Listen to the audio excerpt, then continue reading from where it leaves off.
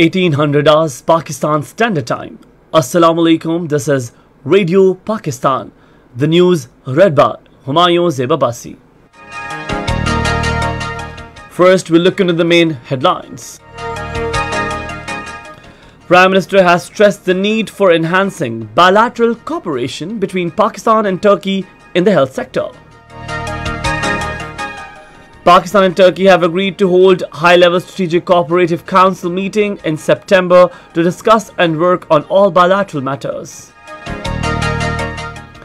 Minister of State for Foreign Affairs says Pakistan is deeply concerned about the ongoing conflict in Ukraine. A week-long national immunization drive against polio has concluded today, during which 43 million children were administered polio drops. An Indian illegally occupied Jammu and Kashmir. Indian troops in there continued violent coordinated search operations and house raids in different areas of the territory today. Palestinian Prime Minister has called on international community to move from condemnation to imposing sanctions on Israel in light of its aggression against Palestinians. Now we move into the main headlines. Prime Minister Mohammad Shehbaz Sharif has stressed the need for enhancing bilateral cooperation between Pakistan and Turkey in the health sector. He was talking to Turkish Health Minister Dr. Fahrettin Koca in Ankara today. He said that several joint initiatives undertaken by the Turkish government and Pakistan helped improve the health services, pharmaceuticals, digital health, and training and capacity building of medical professionals.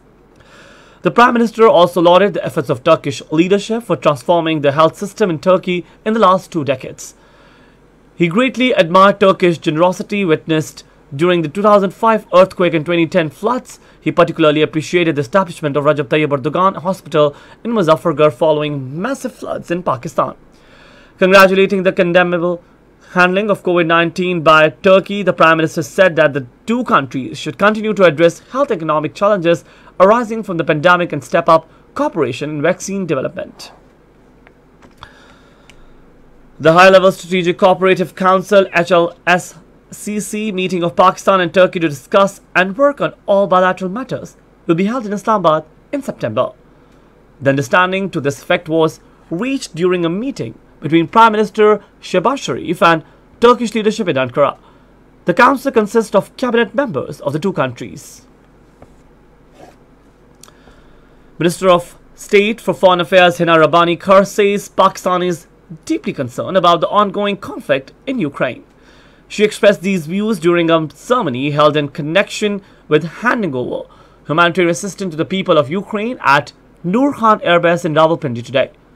The minister, while expressing deep sympathies with people of Ukraine, said that Pakistan supports early diplomatic solution to the issue as it has implications on security and economy of the world.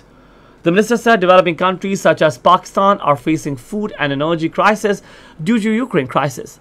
Hina Rabbani Kar said Pakistan had sent 15 tons of humanitarian assistance to Ukrainian people, including food and medicine, and today is sending second consignment of relief goods. She expressed the hope that dialogue diplomacy will prevail and sufferings of Ukrainian people will come to an end. Speaker National Assembly Raja Parvez Ashraf says exchange of news and journalists and interaction between Pakistan and China is the need of the hour, which will take diplomatic, social and economic relations between the two countries to new heights. Addressing the 7th CPAC Media Forum in Islamabad today, he said media has responsibility to report fairly and factually on CPAC. He said through events like CPAC Media Forum, countries can get an excellent opportunity to consolidate the existing all-weather friendship. The Speaker National Assembly said there is a need for a large-scale outreach efforts towards mitigating the apprehensions of local communities for those vicious propaganda campaigns. He said through CPAC, China has given a vote of confidence to Pakistan's potential to build a better future. Minister of State for Finance Dr. Aisha Ghaus Pasha has urged all the political parties to play their due role in devising a plan for structural reforms to revamp the economy in the country. Responding to a calling attention notice moved by Shaukat Tareen regarding deteriorating economic condition of the country and steps taken by the government, she said we should refrain from doing politics on economy.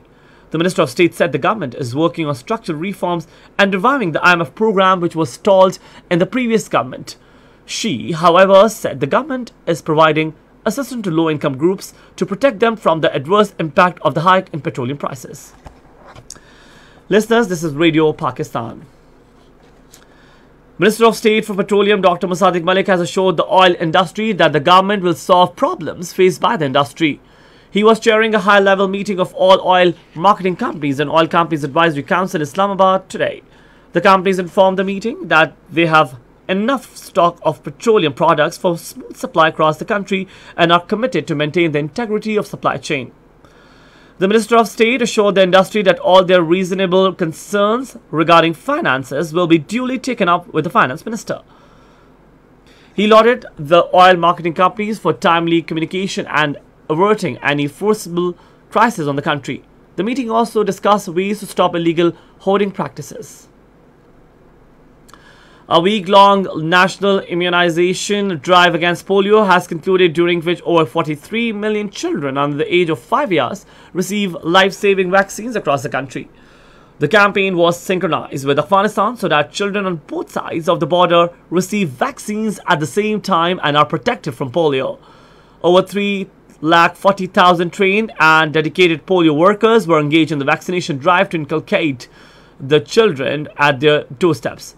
A supplementary dose of vitamin A was also administered to the eligible children. In Indian legally occupied Jammu and Kashmir, Indian troops and police continued their violent cordon and search operations and house raids in different areas of the territory today, subjecting the people to intimidation and harassment.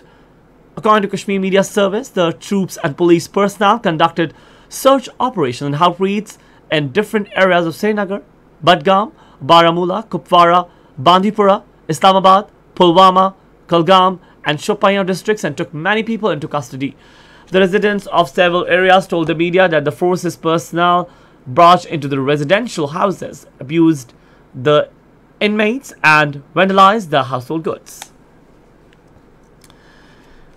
Palestinian Prime Minister Mohammed Ashtai has called on the international community to move from condemnation to imposing sanctions on Israel in light of its aggression against Palestinians on a daily basis.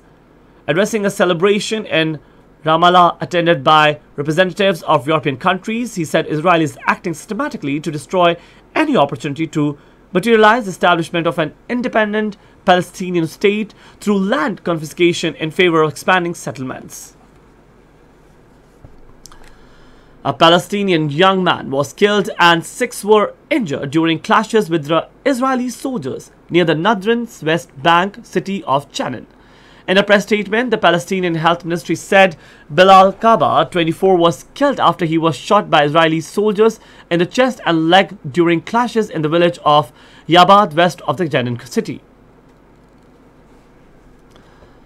Tunisian President Kais Saied has issued a presidential decree to dismiss 57 judges over corruption and covering up terrorist cases.